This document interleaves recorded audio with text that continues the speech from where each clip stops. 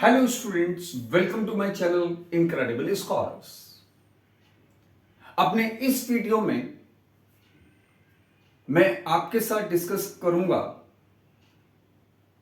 आज class 10th के chapter 1 in geography resources and development के टॉपिक लैंड रिसोर्सेस को। You know that land resource is one of the most important resources that we as a human as well as the other living creatures on this earth require.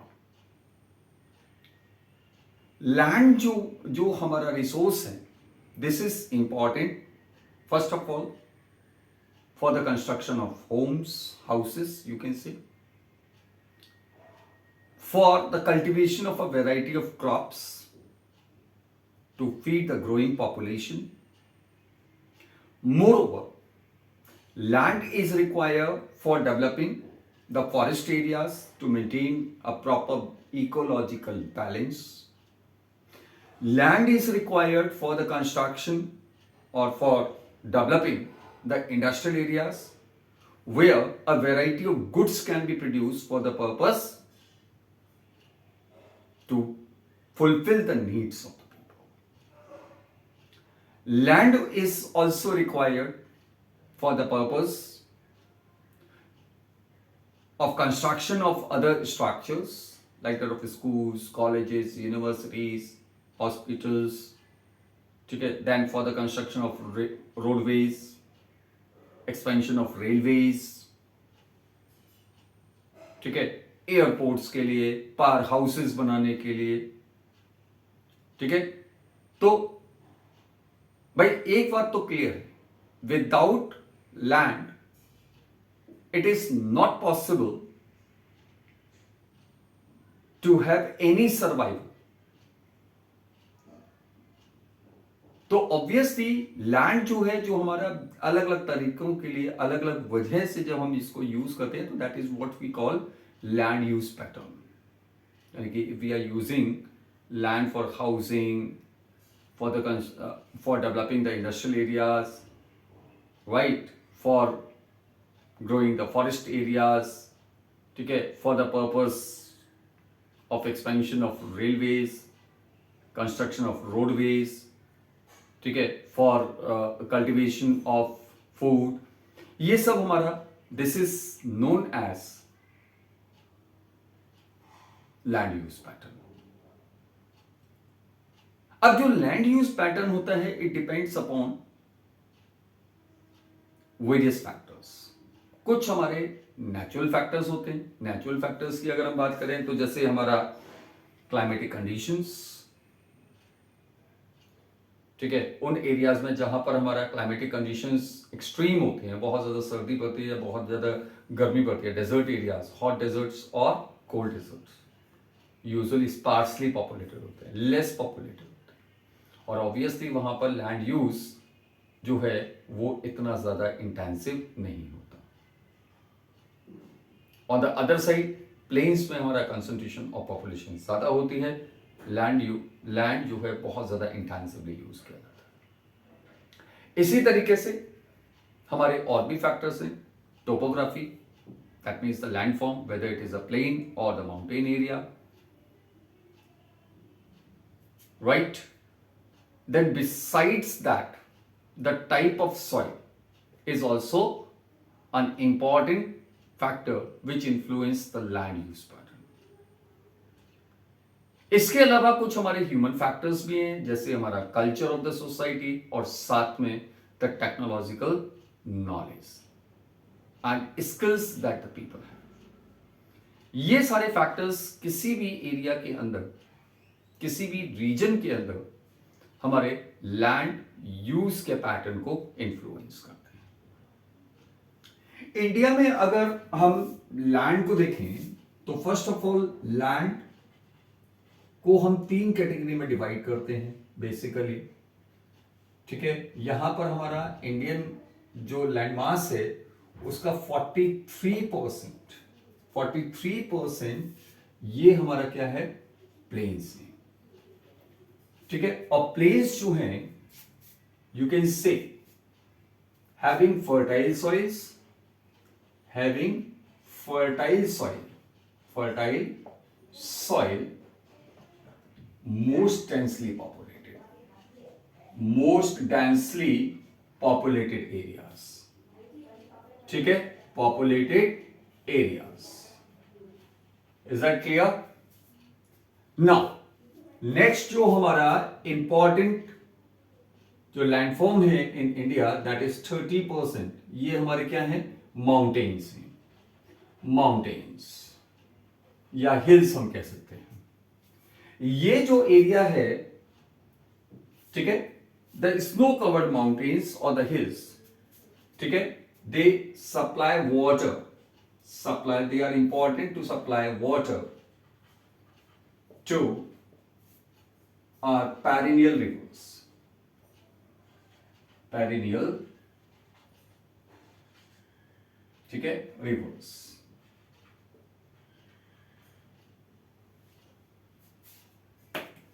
ठीक, तीसरा जो हमारा area है that is 27%, ये हमारा वो area है जो हमारा आप कह सकते हैं plateau region, plateau region, these are the storehouse of minerals and fossil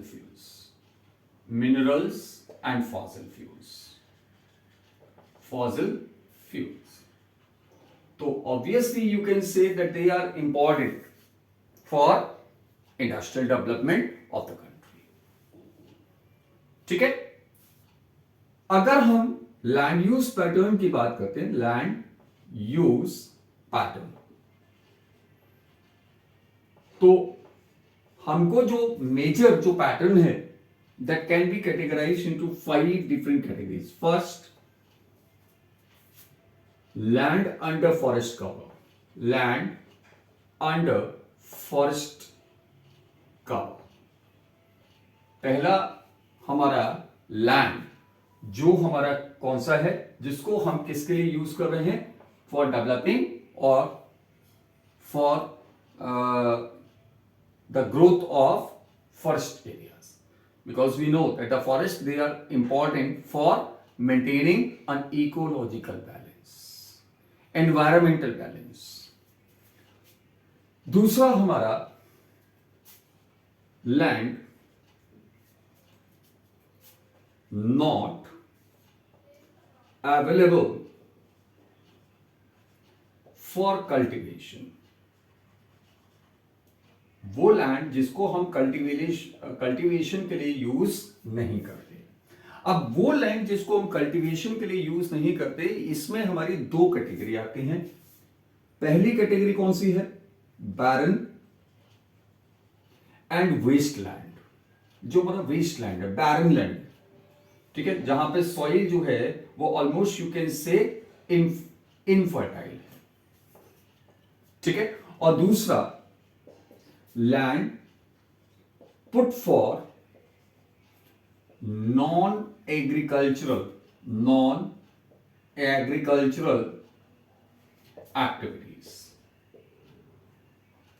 या आप कह सकते हैं नॉन एग्रीकल्चरल यूज, जिसमें आपका फॉर बिल्डिंग हाउसिंग, इंडस्ट्रियल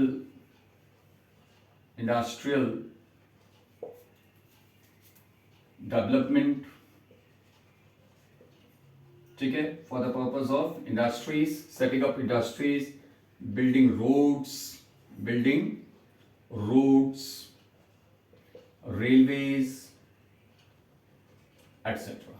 तो ये हमारी land not available for cultivation में 2 कैटेगरी, एक बैरन एंड वेस्टलैंड आ जाता है, और दूसरा हमारा लैंड जिसको हम नॉन एग्रीकल्चरल यूज के लिए रखते हैं।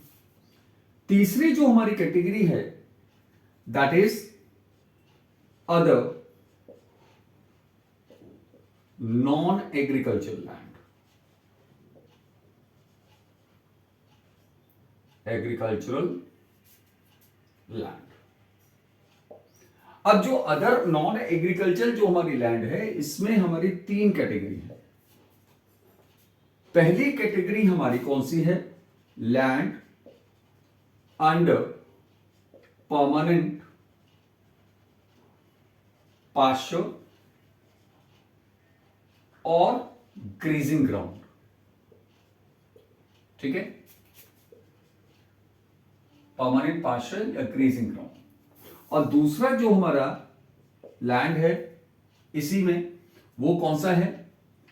Land used for tree crop groups, जिसको हम नेट्स ओन एरिया में इंक्लूड नहीं करते हैं, not included in net sown area. अब नेट सोन एरिया क्या होता है अभी बताएंगे आपको। ठीक है, और ये इसमें चीज ध्यान रखना है, नॉन एग्रीकल्चर लैंड ये हमारा कौन सा है? Other than fallow land. Other than fallow land. Fallow land का मतलब होता है जिस लैंड को हम अनकल्टिवेटेड छोड़ देते हैं फॉर सम ईयर्स। तीसरा हमारा उसमें आता है कल्चरेबल वेस्टलैंड। अब ये जो हमारा कल्चरेबल वेस्टलैंड होता है, ये हमारा वो फैलो लैंड होता है, फैलो लैंड लेफ्ट अनकल्टिवेटेड, या fallow land left uncultivated for more than 5 years। ठीक है, यानी कि वो लैंड जिसको हम ऐसे ही छोड़ देते हैं, अनकल्टिवेटेड छोड़ देते हैं 5 साल से ज्यादा समय के। फोर्थ इसमें जो कैटेगरी है वो हमारी आती है फैलो लैंड की। Fallow land. अब फैलो लैंड में हमारा 2 तरह का लैंड आता है। पहला करेंट फैलो। अब जो हमारा करेंट फैलो होता है, दिस इज लेफ्ट अनकल्टिवेटेड और फैलो फॉर लेस देन 1 year। ठीक है, जिसको हम 1 साल से कम समय के लिए अनकल्टिवेटेड छोड़ देते हैं। और दूसरा है हमारा अदर देन करेंट फैलो। अब इसमें हमारा वो लैंड आता है जिसको हम अनकल्टिवेटेड छोड़ते हैं, left uncultivated for more than 1 year, but less than 5 years।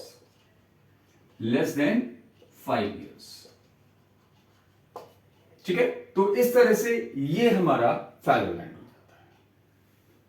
Last जो हमारी कैटेगरी आती है, 5th वन, ये हमारा आता है net sown area.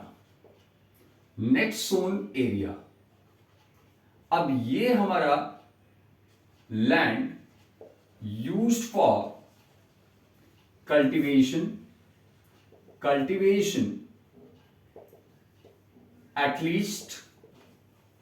at least for once in a year। यानी कि जिस लैंड एरिया को हम साल में कम से कम एक बार कल्टीवेशन के लिए यूज करते हैं, वो हमारा क्या होता है? Net sown area. और अगर हम इसमें उस लैंड को भी शामिल कर दें, land used for cultivation for more than one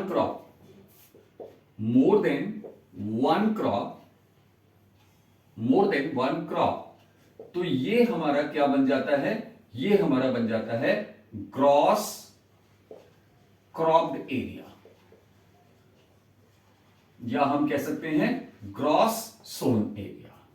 So these are the 5 categories in which we can broadly divide the land use pattern in any region, in any country, in any area. ठीक है, इसी में हम आगे बढ़ते हैं. What is the land use pattern in India? अब India में हमारा लैंड यूज पैटर्न क्या है? अब जैसे मैंने आपको बताया था कि किसी भी रीजन में हमारा जो लैंड यूज पैटर्न होता है, it is influenced by many different factors. ये हमारे कई सारे फैक्टर्स से इन्फ्लुएंस होता है. ठीक है, जिसमें मैंने आपको बताया टोपोग्राफी है, जिसमें हमारा क्लाइमेटिक कंडीशंस हैं, ठीक है, जिसमें हमारा टाइप ऑफ सॉइल है, जिसमें हमारा आपका टेक्नोलॉजिकल नॉलेज है लोगों की, और साथ ही साथ कल्चर ऑफ द सोसाइटी. ठीक है, तो बेसिकली अगर हम land use pattern in India, land use pattern in India,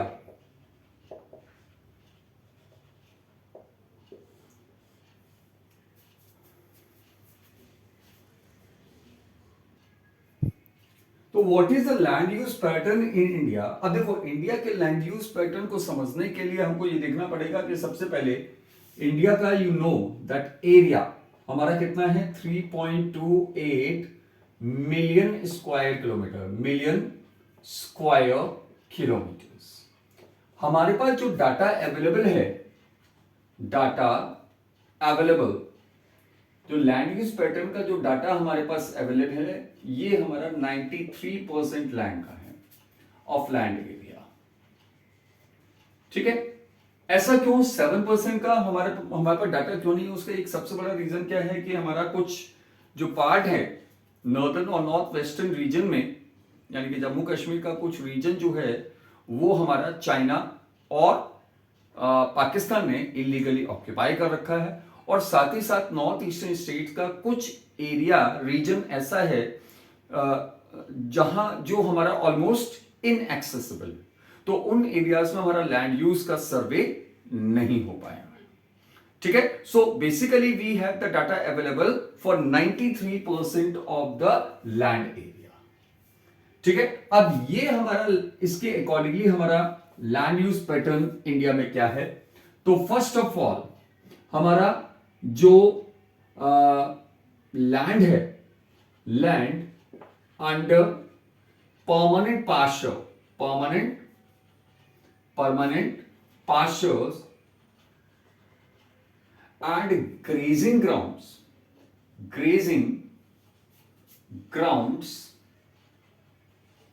ठीक है, are declining.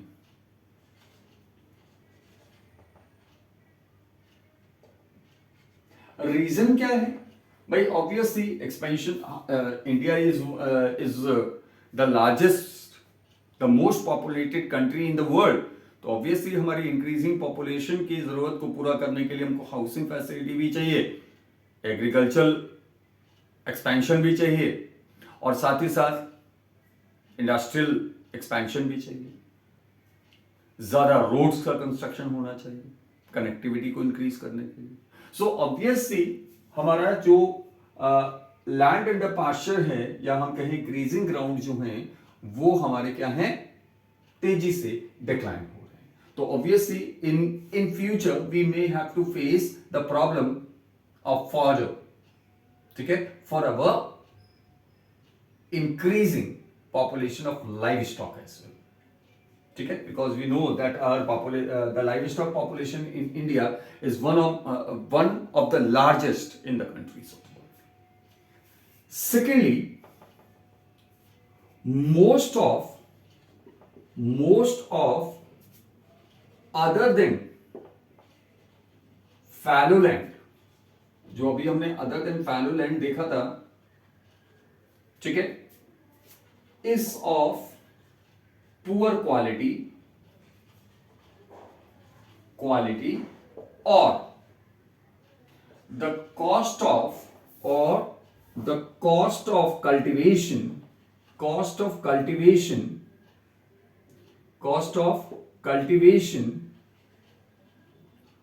over such land is so high, इतना ज्यादा है, that it can be used for cultivation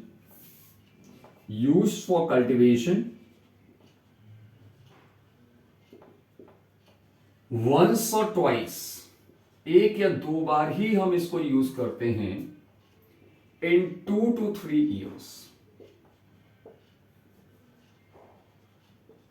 और अगर हम इसको भी इंक्लूड कर लें एनएसए में, नेक्स्ट जोन एरिया में, तो टोटल हमारा कल्टीवेटेड एरिया जो है, ठीक है, वो हमारा 52% हो जाता है. जो हमारा next zone area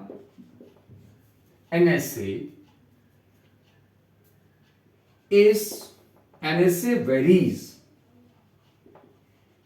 from one state to another.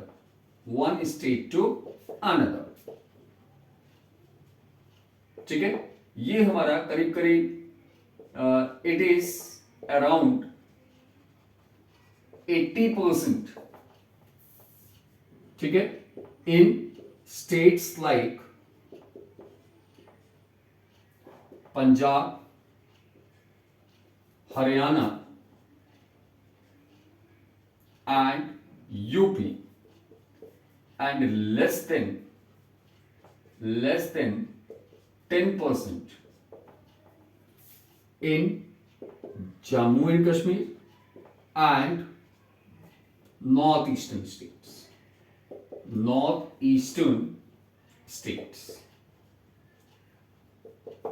ठीक है, चौथा अगर हम देखते हैं, नेक्स्ट वन, जो हमारा लैंड अंडर फॉरेस्ट कवर है, it is less than 30%, required 33%. Sorry, हमारा जो नेशनल फॉरेस्ट पॉलिसी है which was introduced in India in 1952, उसके अकॉर्डिंगली इकोलॉजिकल बैलेंस को मेंटेन करने के लिए कम से कम 33% हमारा, यानी कि 1/3 हमारा land area, it must be under the forest cover.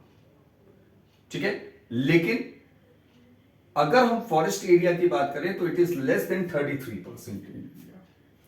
ठीक है, तो forest area is less than 33% less than 30% as prescribed under National Forest Policy of 1952. ठीक है, नेक्स्ट, अगर हम वेस्टलैंड की बात करें, ठीक है, बैरन एंड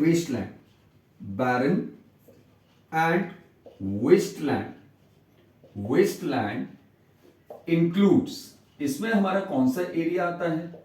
इसमें हमारा वो एरिया आता है जो हमारा क्या है, विच इज रॉकी, ठीक है, एंड डेजर्ट एरियाज.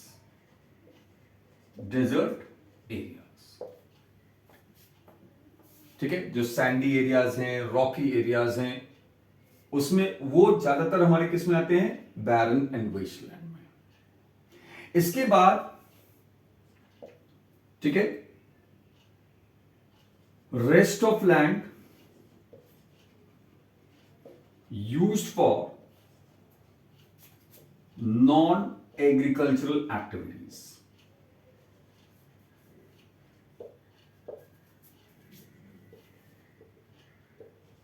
ठीक है, जिसमें हमारा बिल्डिंग हाउसेस है, आपका एक्सपेंशन ऑफ रेलवेज है, रोडवेज है, फैक्ट्रीज का डेवलपमेंट है. तो आप अंदाजा लगा सकते हो, यू कैन जज बाय योर ओन, कि इस पूरे पैटर्न को देखते हुए कि इन India land is most intensively used resource. Land जो है वो हमारा बहुत ज्यादा इंटेंसिवली यूज किए जाने वाला रिसोर्स है। Obviously when the land is used in such a way, तो ओवर टाइम व्हाट हैपेंस, इसकी क्वालिटी जो है वो क्या होती है, डिग्रेड होती है, डिटीरियोरेट होती है। ठीक है, and you know we have discussed about the importance of land resource. अगर हमारी लैंड रिसोर्स की क्वालिटी डिग्रेड होती है, डिटीरियोरेट होती है, तो obviously our survival would also get threatened. ठीक है, तो let us see some of the causes of land degradation. Land degradation causes, अगर हम इसके कॉजेस को देखें तो पहली चीज deforestation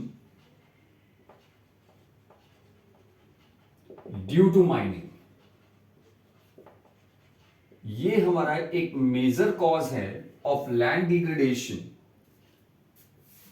in Jharkhand, Chhattisgarh,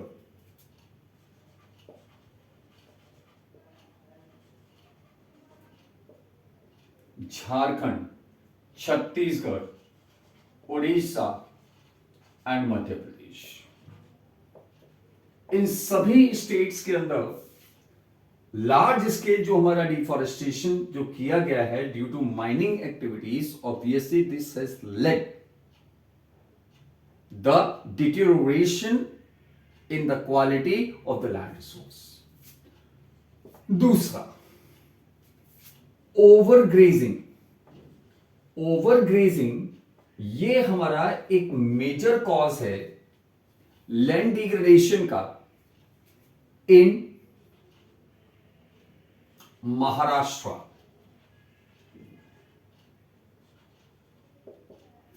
Rajasthan, Gujarat and Chhattisgarh. इन स्टेट्स के अंदर overgrazing is a major cause for land degradation. तीसरा, over irrigation. Over irrigation is a major problem, or you can say major cause of land degradation in states of Punjab, Haryana and Western Uttar Pradesh। ठीक है, इन states में over irrigation is a major cause of land degradation.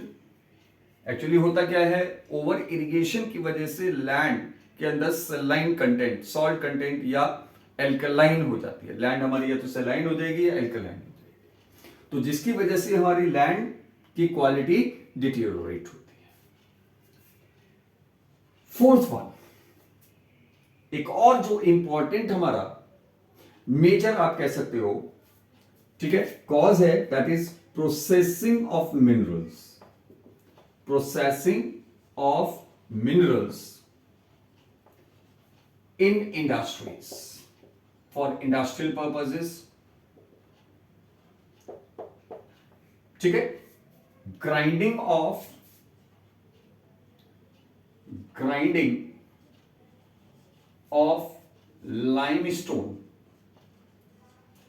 limestone in cement industry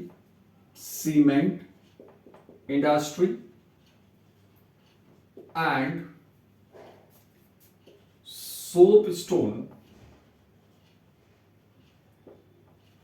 and calcite for ceramic industry।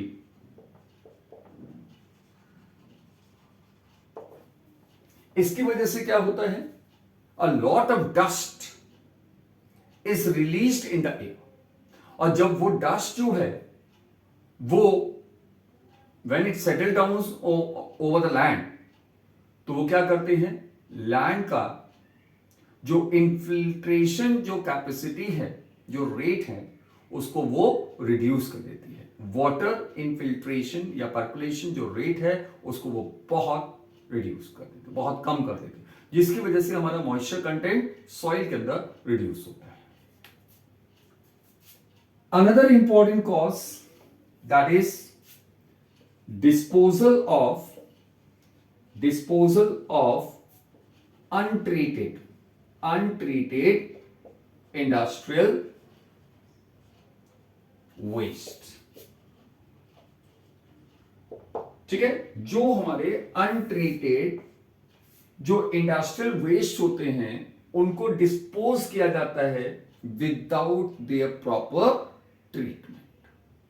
So these are some of the major causes of land degradation. अब इस land degradation को हम कैसे रोक सकते हैं या हम अपने land resource को किस तरह से conserve कर सकते हैं? How can we conserve our land resource? Because we know that conservation of land resource is very important. ठीक है, इसके बिना हमारा सर्वाइवल पॉसिबल नहीं है. सो व्हाट यू कैन से, कंजर्वेशन ऑफ लैंड रिसोर्स.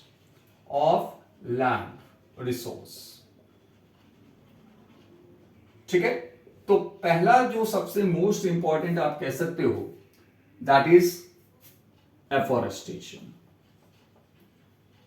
ठीक है, that means planting more and more trees in an area. ठीक है, this would help to reduce the degradation of land, या हम कहें deterioration in the quality of land resource. दूसरा,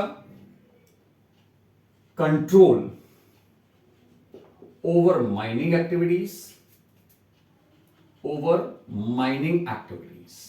Mining must be done with proper planning. ठीक है, otherwise usually होता क्या है, हमने अभी देखा कि हमारा डिफॉरेस्टेशन माइनिंग की वजह से, और दूसरा जो माइनिंग एक्टिविटीज होती हैं तो माइनिंग के बाद भी क्या कर दिया जाता है, डीप स्कार्स ऐसे छोड़ दिया जाता है, लैंड को अनफिल्ड छोड़ दिया जाता है, जिसकी वजह से हमारी land becomes unsuitable for cultivation और फॉर एनी अदर पर्पस. तीसरा, कंट्रोलिंग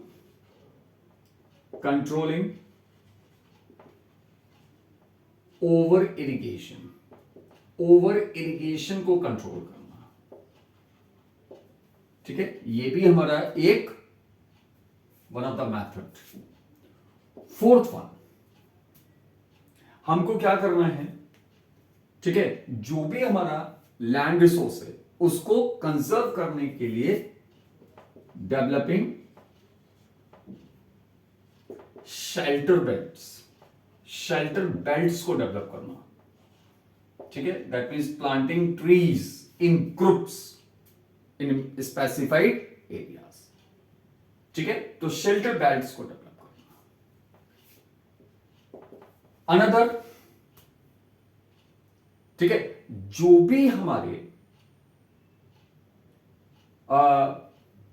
इंडस्ट्रियल एफ्लुएंट्स हैं, उन इंडस्ट्रियल एफ्लुएंट्स को या हम कहें इंडस्ट्रियल वेस्ट को, ठीक है, डिस्पोजल करने से पहले उनको क्या करना है, उनको प्रॉपरली ट्रीटमेंट करना है और उसमें से जो भी हार्मफुल सब्सटेंसेस हैं उनको रिमूव करना है. ठीक है, तो proper treatment of industrial waste,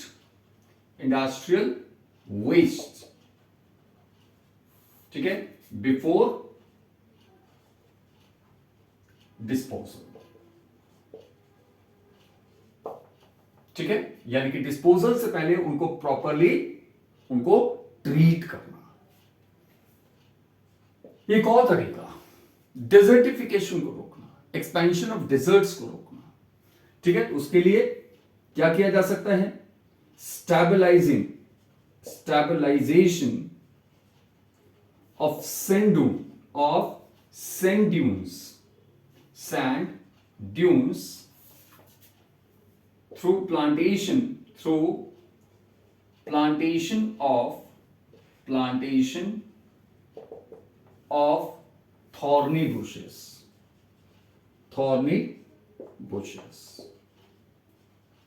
ठीक है, यानी कि जो हमारे थॉर्नी बुशेस, जो कांटेदार झाड़ियां या पेड़ जो हमारे डेजर्ट एरिया में होते हैं, तो हम उनको सैंड ड्यून्स पे प्लांट करके, और उनके प्लांटेशन से हम क्या कर सकते हैं, जो हमारे सैंड ड्यून्स हैं, सैंड ड्यून्स को हम एक रीजन से दूसरे रीजन में शिफ्ट होने से रोक सकते हैं, और इसके थ्रू हम अल्टीमेटली क्या कर सकते हैं, हम जो है वो डेजर्ट के एक्सपेंशन को रोक सकते हैं और साथ ही साथ अपने लैंड रिसोर्स को भी कंजर्व कर सकते हैं. तो these are some of the ways through which we can check the degradation of our land resource, which is one of the most important resources we need. So this is what all about the land resources. The topic gets completed. I hope कि आपको ये topic समझ में आ गया होगा. Just go through the complete video and make comments about the video. If you have any query, that also you can post in comment. Subscribe the channel in case if you have not subscribed. Rest is all the best. Okay? And B, continue with your studies seriously. Thank you. Have a knowledgeable day.